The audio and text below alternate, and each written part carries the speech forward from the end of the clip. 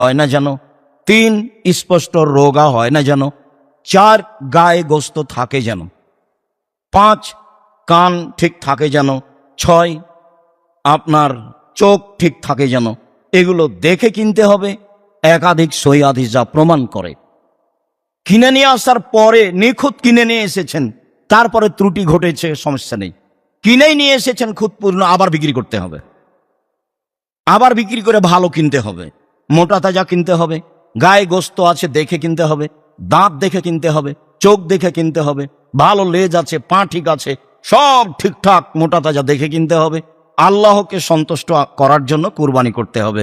সম্মানিত দিনী ভাই বোন, বলছিলাম টাকা বেশি আছে, রাজস্থান থেকে উট নিয়ে এসে কুরবানি করেন। টাকা কম আছে, ষাঁড় কুরবানি করেন। তার চেয়ে টাকা কম আছে, খাসি কুরবানি করেন। তার চেয়ে টাকা কম আছে, ছাগি কুরবানি করেন। তার চেয়ে টাকা কম আছে, ভেড়া কুরবানি করেন। একটা ভাগে যত টাকা লেগেছে, ওই ভাগ দিয়ে আজও বাজারে অন্তত 3টা ভেড়া পাওয়া যাবে। আপনার মাথায় সবসময় ভুল প্রতিক্রিয়া কাজ করছে, সেখানে করার কি আছে? আমি আমার আব্বাকে দেখেছি নিয়মিত ভাগে কুরবানি দেওয়া। ভাগে কুরবানি চলবে কি চলবে না এ বিবেচনা সমাজের লোক করতো কি না তা আমার জানা নেই। ভাগের কথা তো আছে। 7 জন আর 7 পরিবার এক নয়। পরিবারের পক্ষ থেকে কুরবানি হতে হবে একটা, এ কথাই ঠিক। সারা জীবন 2 ভাই ভিন্ন ভিন্ন খেলেন বা বেঁচে আছে তাই 2 ভাইয়ের টাকা দিয়ে একটা গরু করে পার হয়ে গেলেন, এ আবার কোন কথা? যদি তাই হয় তাহলে 2 ভাইয়ের টাকা দিয়ে বাপের নামে একটা কুরবানি করেন, গরু কিনেন, আর আপনি একটা খাসি কিনেন, আপনার ভাই একটা কিনুক, 3টা হোক, গ্রামের লোক বেশি পায়।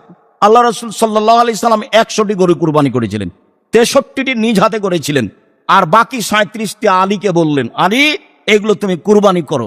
আমারাহু, আলীকে আদেশ করলেন, আই একসেমা বদনাহু ও লহুমাহা ও জেলালাহা, সব গোস্ত এবং চামড়া এবং ওর গায়ে যে চটছালা ছিল, যেগুলোকে চাঁপাই নবাবগঞ্জের ভাষায় ঝুল বলা হয়, শীতের দিনে তাকে শীত থেকে ঠেকানোর জন্য গায়ে যেগুলো দেওয়া হয়, সব ফকির মিসকিনকে দিয়ে দলিল মাসাকিন আদেশ করলেন।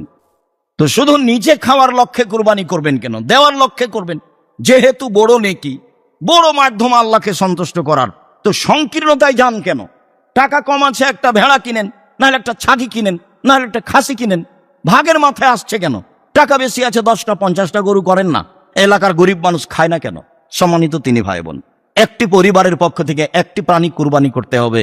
1 আয়েশা রাদিয়াল্লাহু তাআলা আনহা বলেন, নাহারা রাসূলুল্লাহ সাল্লাল্লাহু আলাইহি সাল্লাম ফি হাজ্জাতিল বিদায়ে মিন আলে মুহাম্মদ বাকারাতান ওয়াহিদাতান।